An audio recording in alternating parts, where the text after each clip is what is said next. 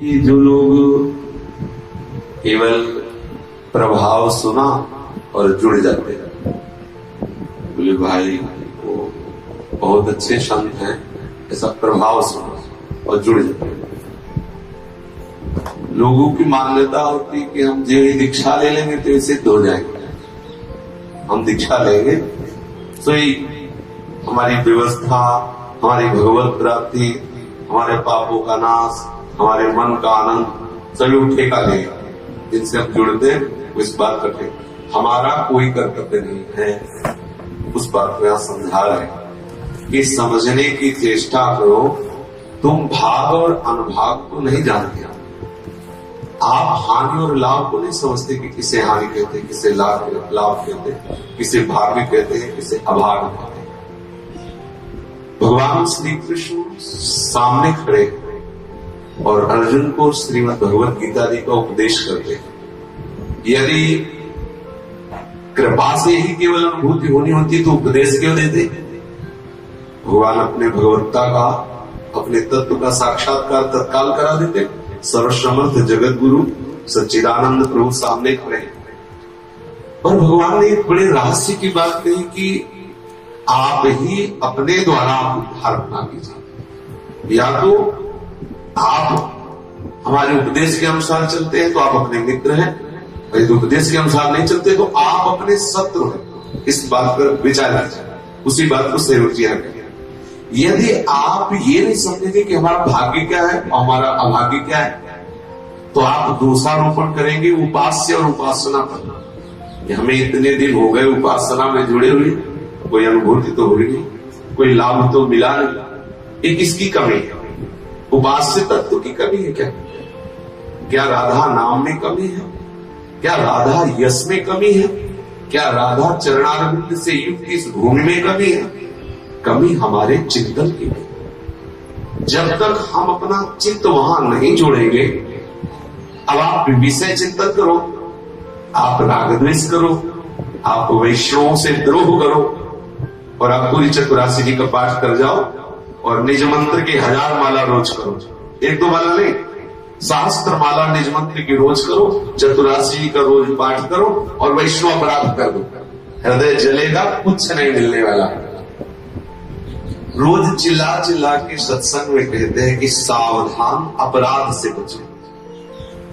पीछे जो सत्संग सुनते हैं उनको पता होगा, हमने कहा था कि जब अपराध बनता है तो सबसे पहला काम उसका होता है उपास्य तत्व पर अश्रद्धा कर देना, और उपास्य तत्व का उपदेश करने वाले सदगुरुदेव पर अश्रद्धा कर देना, उस मंत्र पर अश्रद्धा हो जाना। कहीं भी अपराध करोगे, सृष्टि में जहां भी अपराध करोगे, वो अपराध पहले सीधे आपके उस कनेक्शन को काटेगा जहां से आपका काम होना है, जहां से आपको परम पद की अनुभूति होनी। पहले वहां अश्रद्धा, गुरु में, गुरु मंत्र में, गुरु उपासना में अश्रद्धा हो जाएगी। इतने दिन हुए हमें लाभ नहीं मिला, ऐसा यहाँ विचार ये करना है कि आपको ये समझने का विषय कि जो मंत्र है वो किसी की उपज नहीं है कि वो हमने अपनी तपस्या के द्वारा उत्पन्न किया। वो मंत्र आचार्य परंपरागत है। इस मंत्र को स्वीकार करके बड़े बड़े रसिक सिद्ध संत महापुरुष हुए। जब वो इसी मंत्र को स्वीकार कर सिद्ध हुए, फिर आपके अंदर वो मंत्र प्रभाव क्यों नहीं कर रहा? तो अभी जैसे मानो अभी हमारे सदगुरुदेव भगवान, अभी हमारे सदगुरुदेव के सदगुरुदेव भगवान श्री किशोरी शरण अली जी महाराज, कभी कुछ ही समय हुआ उनका शरीर को हमने दर्शन किए उनके, वही मंत्र हमें मिला प्रसाद स्वरूप, वही मंत्र आपको मिला। जो मंत्र श्री प्रियाजू ने हरिवंश चंद्र जी को दिया, वही मंत्र आपके पास है। ठीक, जिस रस का रसा स्वादम श्रीमद चतुरासी जी स्वरूप श्री हरिवंश महाप्रभु ने नवनिवृत्त निकुंज का किया, वही चतुरासी जी के रूप में आपको प्राप्त है। वो मंत्र प्राप्त है, वो राधा नाम प्राप्त है, वो श्रीमद चतुरासी जी प्राप्त है, वो ये रज प्राप्त है। फिर आप रस में युक्त क्यों नहीं है? भाग अनुभाग जानत जन ही आपनो, कौन धोला और कौन हानि। प्रगट निधि छाण कत फिरत रूखा करत, भरम भटकत सुने भूल जाने। बहुत बड़ी भूल कर रहे हो, भ्रम से क्यों भटक रहे हो? रस के लिए वहां एक एक दाने का रुका का मतलब एक एक कौर के लिए, एक एक दाने के लिए, अरे भरपेट अढ़ा करके पाने के लिए तो रस यहाँ विराजमान है। तुम रस के लिए विषय चिंतन करते हो, तुम रस के लिए संसारिक भोगों को भोगते हो, तुम रस की अनुभूति के लिए संसार का आकर्षण स्वीकार करते हो। कैसे भटक रहे हो? आप समझो कि आपका लाभ किसमें है, आपकी हानि किसमें है, आपका भाग्य क्या है, आपका दुर्भाग्य क्या है। सेवक जी कह रहे समझो, यदि आप इस रस का रसास्वादन करना चाहते हो, सेवक जी कह रहे तो कहो और सुनो हरिवंश वाणी। वाणी से हरिवंश चंद्र के द्वारा गाई हुई श्रीमद चतुरासी जी का गान करो, कहो और सुनो और बैठ करके श्रवण करो श्रीमद चतुरासी जी का। ये चतुरासी जी महारस स्वरूप है। बड़े बड़े सिद्ध संत हुए हैं इस चतुरासी जी के आश्रय से। इस चतुरासी जी के आश्रय से हृदय में अपार आनंद का अनुभव होता है। विशुद्ध वो रस रीति प्रकट होती है जो किसी के पढ़ाने लिखाने या सिखाने से नहीं होती। श्याम श्यामा प्रगट प्रगट अक्षर निकट प्रगट रस सर्वत अति मधुर वाणी, सोज वाणी रसिक नित्य निस्दिन रटत कहत और सुनत तो रस रीति जानी। वही सेवक जी कह रहे भाग अनुभाग जानत नहीं आपनो, कौन धो लाभ और कौन हानि, प्रगट निधि छाणी। ये प्रगट रस निधि श्रीमद चतुरासी जी विराजमान है। प्रगट रस निधि मंत्र विराजमान है, नाम विराजमान है, धाम विराजमान है। इसका आश्रय छोड़कर भटको। ये जब तक आप अपने चित्त को नहीं जोड़ेंगे तब तक रस निधि में रहते हुए भी, रस निधि को समीप रखते हुए भी आप रस से सूखे रहेंगे। फिर आपको अश्रद्धा होगी ग्रंथ में, पंथ में, मंत्र में, संत में, उससे आपकी दुर्गति होगी। ये आपका विषय है। जैसे आपके पास चतुरासी जी विराजमान है, आप इसका पठन न करें, आप इसका गायन न करें, आप इसमें डूबे ना। चतुरासी जी में कुछ नहीं मिला। अब बोलो मंत्र है, आप उस मंत्र का निरंतर रटन ना करें तो आपको लगेगा मंत्र में कुछ नहीं मिला।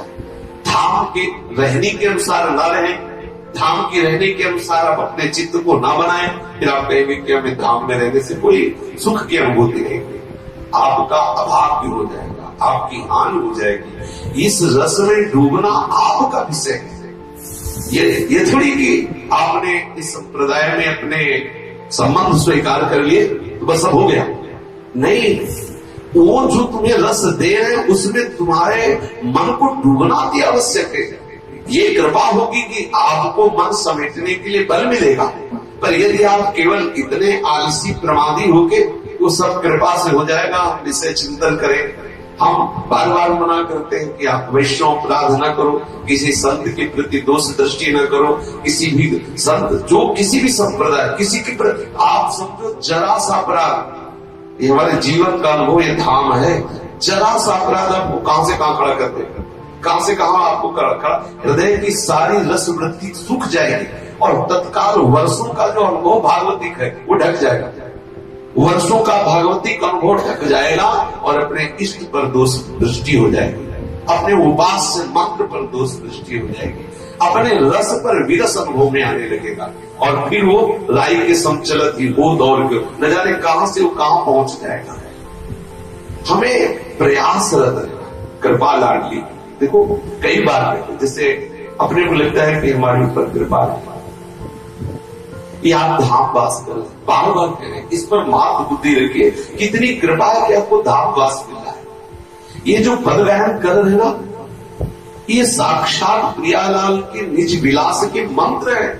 आप भले इसका चिंतन न करें, लेकिन ये श्रवण मात्र में ही आपके हृदय को निर्विकार करके चरणारविंद का अद्भुत प्रेम प्रकाशित कर देगा।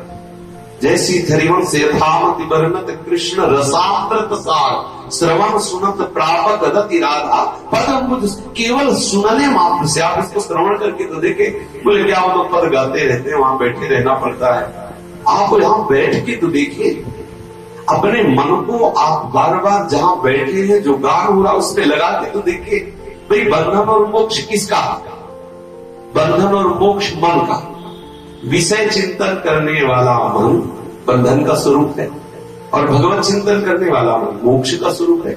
ये अब आपका विषय बनता है कि आप भगवत चिंतन करवाते हैं अपने मन से या विषय चिंतन करवाते हैं।